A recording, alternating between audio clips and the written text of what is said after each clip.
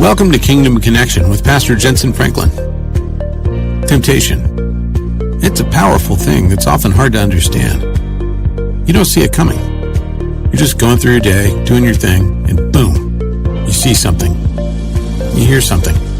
Or maybe a random thought just pops into your mind. It wasn't something you asked to see, hear, or think. But now it's here, and we have to decide what to do with it. Today, Pastor Franklin likens the tempting thought to the traveler in Nathan's parable to David from 2 Samuel chapter 12. Let's learn how to bring God's wisdom to bear on these unwanted guests.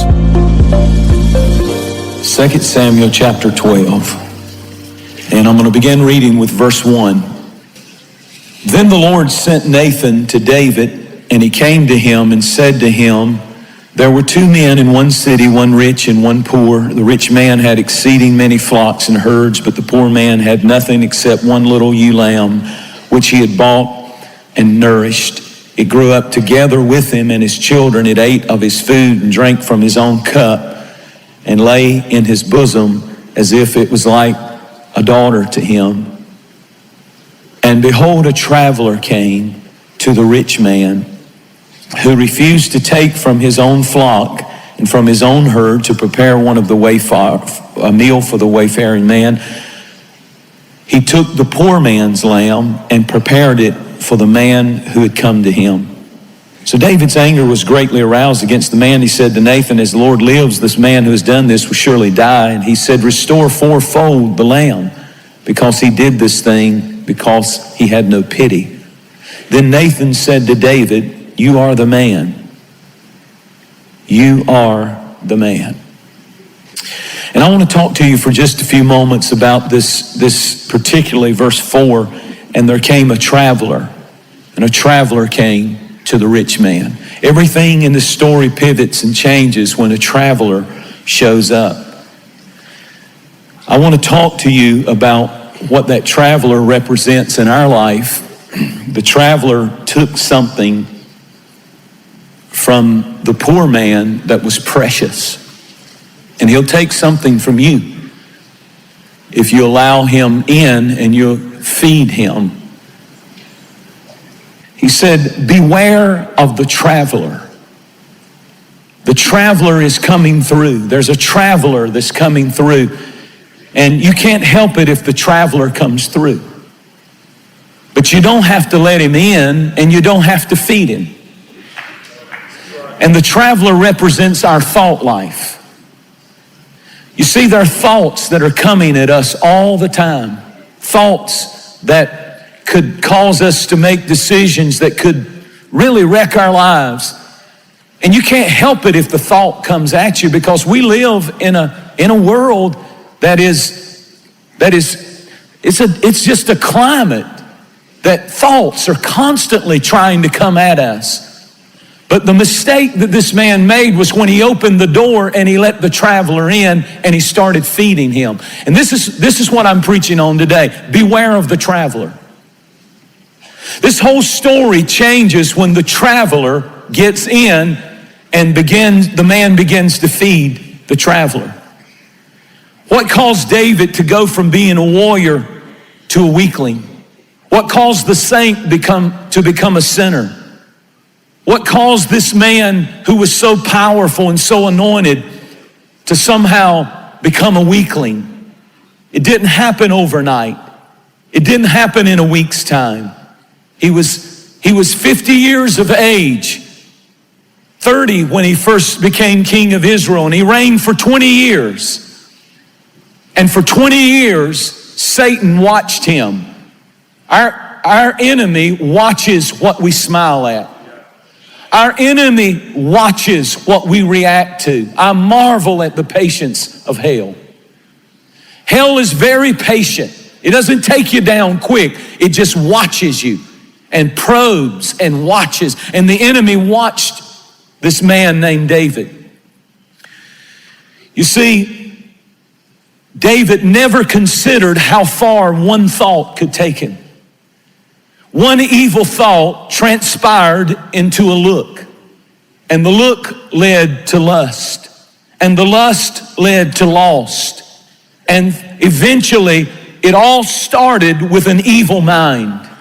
It all started when he let the traveler in. There came a thought to him one day when the kings went to war. He was at home in his palace, and he looked out and he saw a woman bathing, and that's the traveler coming by. You can't help it if you see something. You live in a natural world. You have eyes that see. You have ears that hear. You notice the world and the things that you're in, but it's when you don't just let the traveler, you need to let them keep traveling. But when you open the door and invite them in and then start feeding the traveler, you start slaying the lamb in your house to feed the traveler the bad thoughts, the evil thoughts. A lamb is dying in you when you're feeding the wrong thoughts. And it wasn't that just he saw her. If at that moment he would have said, Lord, I need to look this way and I need to go in here and I need to sing a song of praise and get my harp out, get me some scripture out and get my mind right. But he started feeding that thought. He began to ask questions. You should read the story. He asked questions. Who is she? Well, first of all, you're a married man, so what difference does it make who she is? You shouldn't be looking on her Facebook. You shouldn't be looking up her email. You shouldn't be asking questions about her. You're a married man. And then he sent for her. I'm sure she probably needs prayer. She probably needs someone to talk to. She might need some counseling. Sent for her. You're a married man. Why are you sending for her? What's he doing? He's feeding that thought. He's feeding that thought. He never dreamed, he never considered how far an evil thought could take him. It all began with an evil thought. Listen to this. Little did he know that before long he would be an adulterer.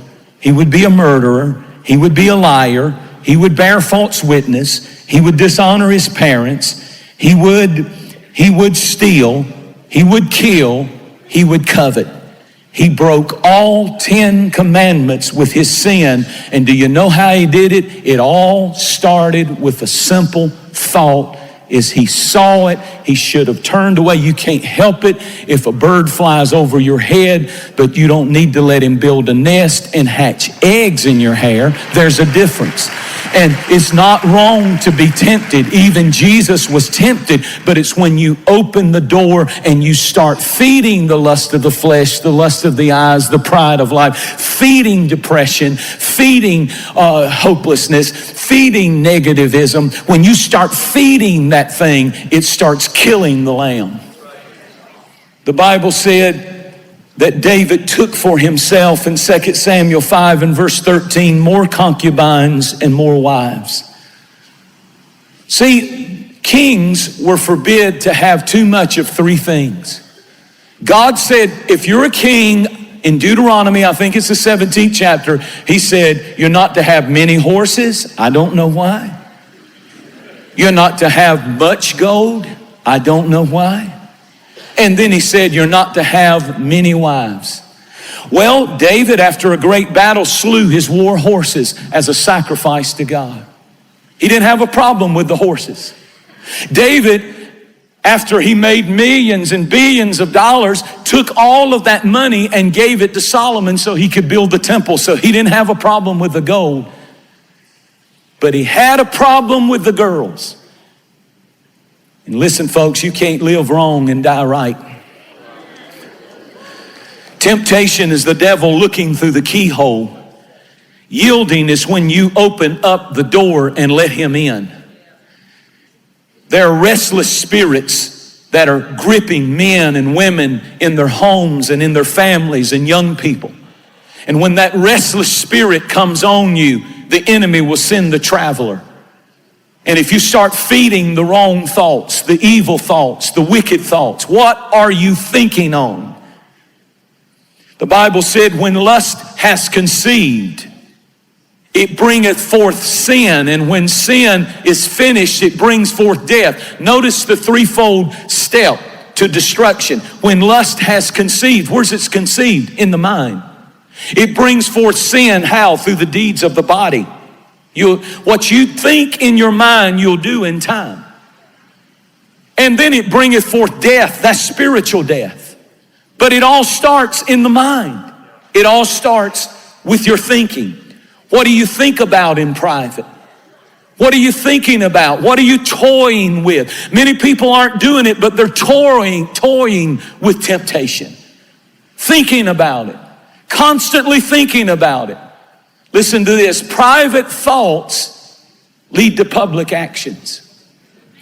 What you do in private and think in private, it's a matter of time before you manifest in public.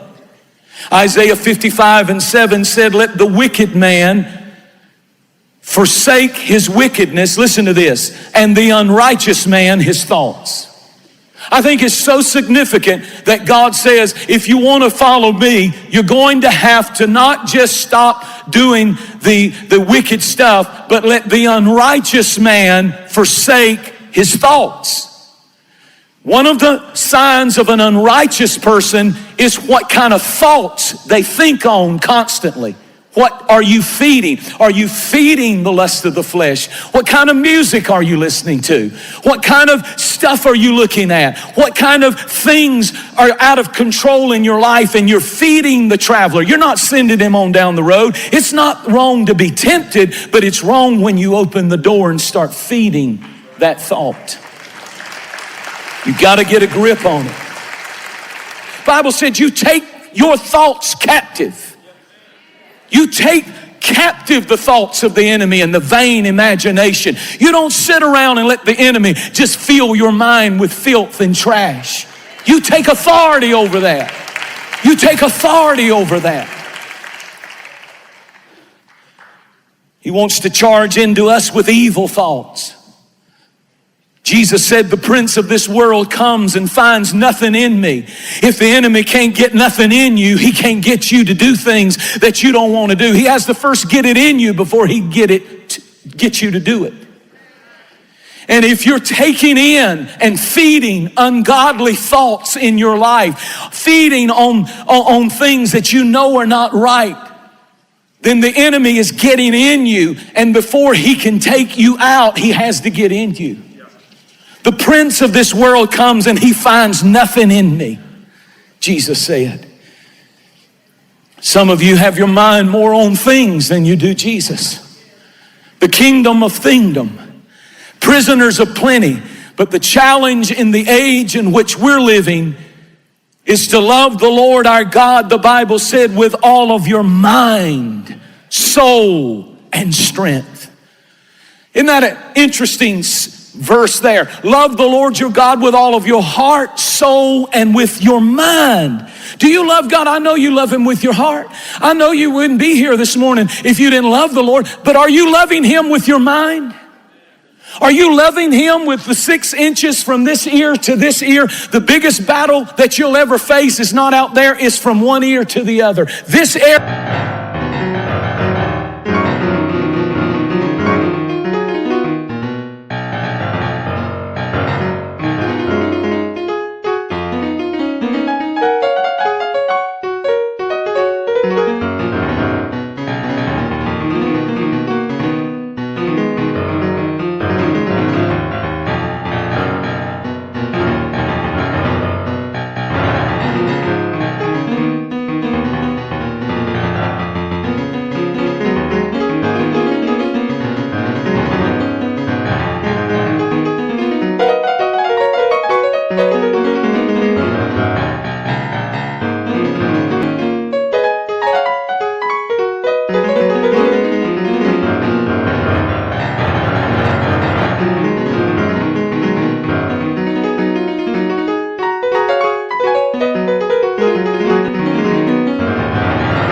Right here will determine victory or defeat in your life. This area right here will determine whether you're pure or you're impure, whether you're clean or you're unclean. This area right here, and I have to have this area in love with Jesus.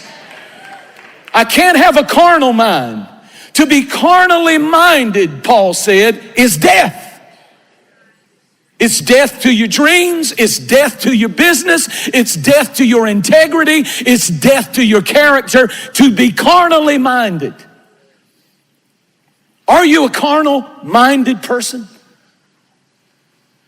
Philippians 4:8 said, finally, brethren, whatsoever things are true, whatsoever things are honest. Come on, everybody help me preach. Whatsoever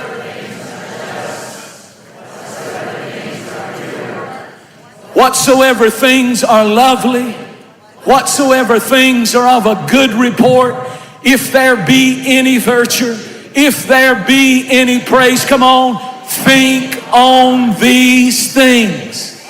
Are you loving the Lord with all your mind? If you are, then that's how you do it. If there's anything good, invite it in and feed it, feed it, feed it. If there's anything wholesome, invite it in and feed it, feed it, feed it. If there's anything of praise and good report, invite it in. You want to get beyond your depression, don't invite depression in and feed it. Invite victory in. We're not called to be a bunch of depressed people. We're called to reign in this life. Yeah, I get down, but I don't stay down. There's only one direction. I'm coming up. I'm always coming up. I'll never stay down. Think on these things. Well, Pastor, you don't understand. I lost my job this week, but my God shall supply all your needs. Invite that in and feed it and watch it feed you. I've never seen the righteous forsaken or his seed out begging for bread. Invite that in. Oh, but the doctor said, but the Bible said by his stripes we're healed. Invite that in and start feeding that.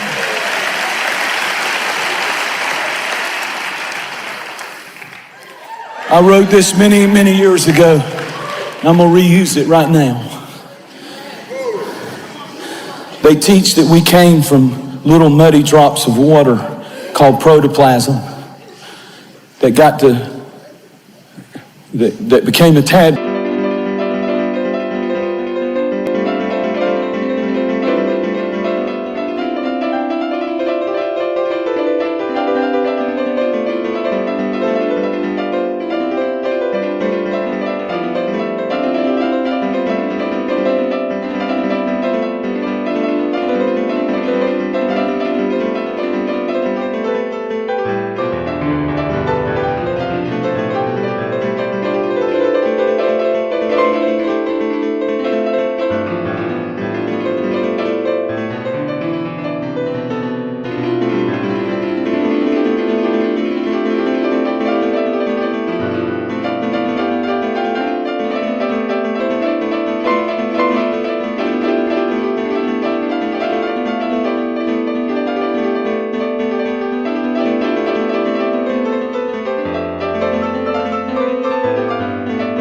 Pole.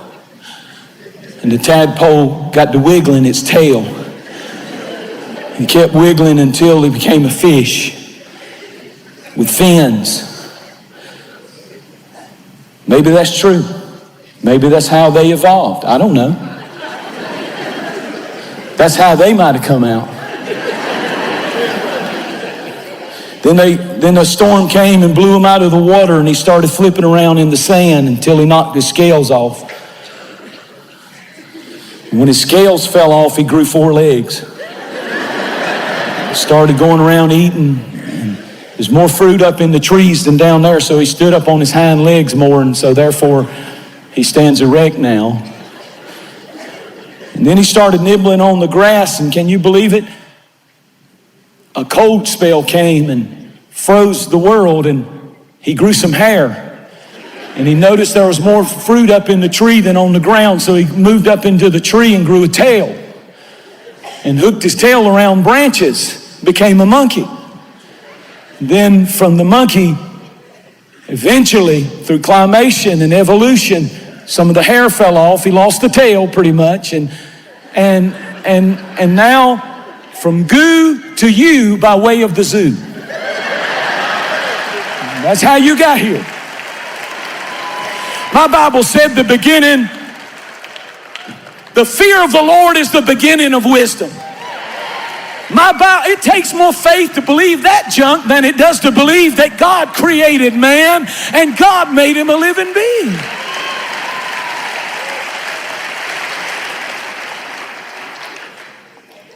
Whole generation You've heard me tell this story, but a kid goes off to college and he heard his professor get up and just mock the Bible and creation and all of that, and how stupid these Christians are, how ignorant they are. I'm going to tell you something. You remember me telling you this. Sin will break you down. It's fun for a season, but there'll come a time when you'll yearn for what you feel in here this Sunday morning. You'll yearn for an anchor that you can hold on to in your troubled storm. You'll yearn to believe like you believe right now. And this boy listened to the professor mock the Bible and teach on evolution, and he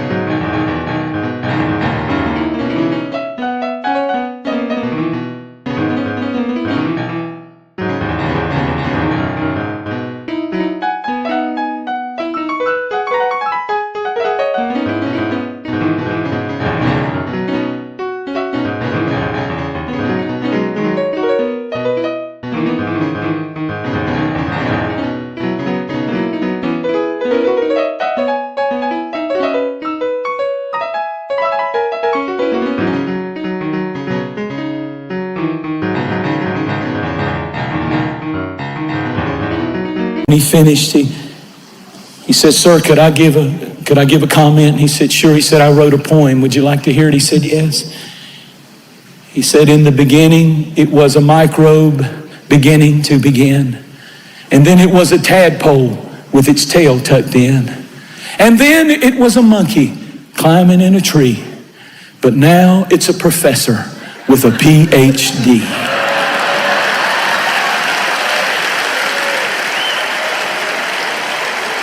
I'm so glad I believe that I'm chosen, that I'm called, that I'm favored, that I'm anointed, that God so loved me, that He sent His Son for me, that He has a plan for our lives, that we are a child of the Most High King and God, Jesus Christ. Does anybody believe that?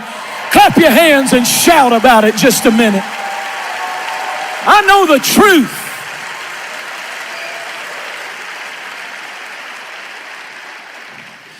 Romans 1, verse 21, because although they knew God, they did not glorify Him as God, nor were they thankful to Him, because they were futile in their thoughts, and their foolish hearts were darkened. Professing to be wise, they became fools. Changed the glory of an incorruptible God into an image made in corruptible man, birds and four-footed animals, and worshiping creeping things. Therefore God gave them up to uncleanness. Everybody say, "God, don't give me up." The danger of letting thoughts in that are evil and feeding pornography and filth and trash and ungodliness in your life is there does come a point where God gives you up. He gave them up to uncleanness and the lust of their hearts to dishonor their bodies among themselves, exchanged the truth of God for a lie, worship and serve the Creator or the creature more than the Creator, who is blessed forever. Amen. For this reason, God gave them up, there it is again, to their vile passions. For even their women exchanged the natural use of what is against nature. Likewise also the men, leaving the natural use of the woman, burning in lust one for another, men with men, committing what is shameful and receiving in themselves the penalty of their error, which is due. Listen to this.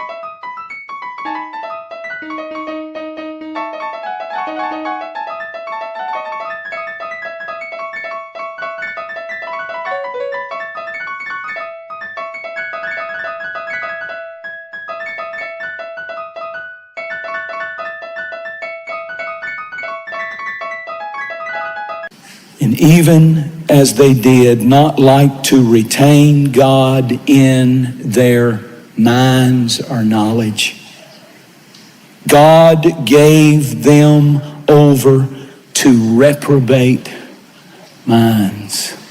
King James says reprobate minds. What does that mean? Look at the next verse. Being filled with all unrighteousness, sexual immorality, wickedness, covetousness, maliceness, full of envy, murder, strife, deceit, evil-mindedness. They are whisperers, backbiters, haters of God, violent, proud, boasters, inventors of evil things, disobedient to parents, undiscerning, untrustworthy, unloving, the ungeneration, unforgiving, unmerciful, knowing the righteous judgment of God. They gave themselves over. Folks, what I'm preaching is so serious that if you keep feeding that stuff, there comes a place where God says, I give you over to it.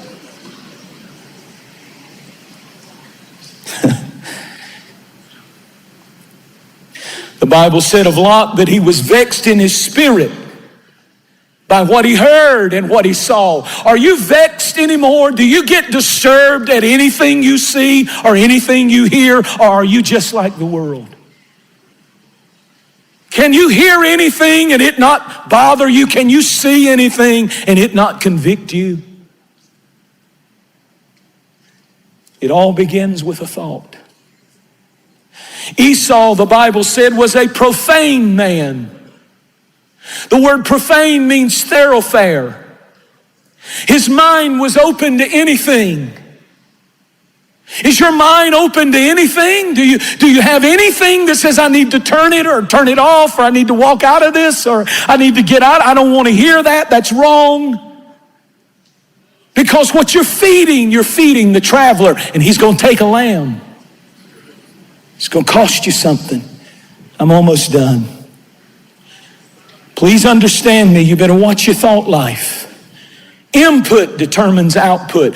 Proverbs 6:27. Can a man take fire into his bosom and not be burned? It goes on to say, will his clothes not be consumed?